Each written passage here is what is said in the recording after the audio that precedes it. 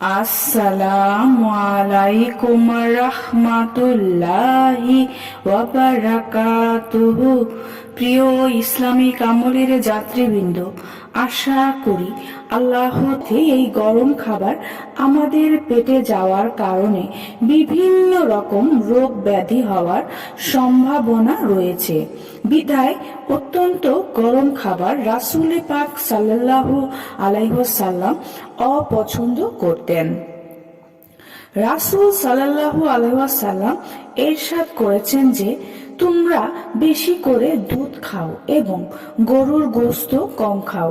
অর্থাৎ বর্তমান সময়েও আমরা দেখতে পাই বিজ্ঞানীরা যে বিষয়ে মত পোষণ করেছেন যে এই গরুর দুধ পান করলেই মানুষের শরীরে শক্তি সৃষ্টি হয় এবং রোগ প্রতিরোধ ক্ষমতা বৃদ্ধি পায়।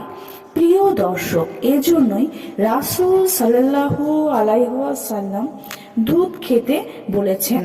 আর পক্ষান্তরে গরুর গোশত পরিমাণ মতো খেলে তার শরীরের জন্য প্রোটিন এবং ক্যালোরির সৃষ্টি করে, তাতে কোনো সন্দেহ নেই, কোনো ক্ষতিও নেই।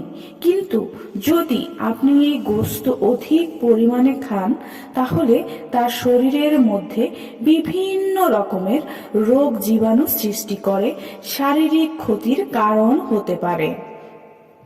প্রিয় দর্শক, দ্বিতীয় নম্বরে হচ্ছে বাসি কোনো খাবার রাসূল সাল্লাল্লাহু আলাইহি ওয়াসাল্লাম পছন্দ করতেন না।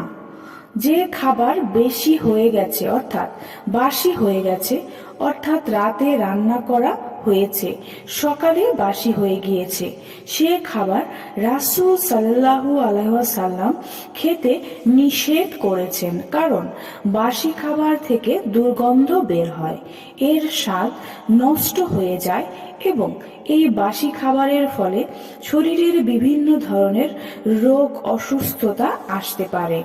বিধায় রাসূল পাক সাল্লাল্লাহু আলাইহি ওয়াসাল্লাম বাসি খাবার অপছন্দ করতেন।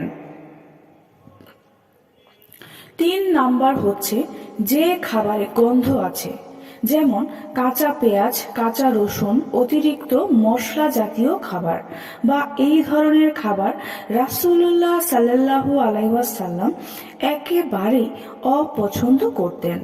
হযরত আইয়ুব আনসারী রাদিয়াল্লাহু তাআলা আনহু কারণ ফেরেশতারা এই গন্ধ নিতে পারে না, বিধায় রাসূল সাল্লাল্লাহু আলাইহি ওয়াসাল্লাম কাঁচা পেঁয়াজ, কাঁচা রসুন, অতিরিক্ত মশলার গন্ধ জাতীয় খাবার পরিহার করেছেন। এখানে উল্লেখ্য, উক্ত সাহাবী সাথে সাথে রাসূলুল্লাহ সাল্লাল্লাহু আলাইহি ওয়াসাল্লামকে প্রশ্ন করেছিলেন, ইয়া রাসূলুল্লাহ, তাহলে পেঁয়াজ কি খাওয়া হারাম?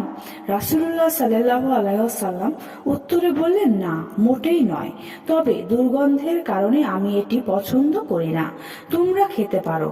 তিনি যে শুধু পেঁয়াজ খাওয়া থেকে বিরত থাকতেন তা নয়, বরং দুর্গন্ধযুক্ত এমন কোনো জিনিসই তিনি খেতেন না যার দ্বারা অন্যের কষ্ট হয়। যেহেতু পেঁয়াজে ফেরেশতাদের অ্যালার্জিক সহ্য না হওয়ায়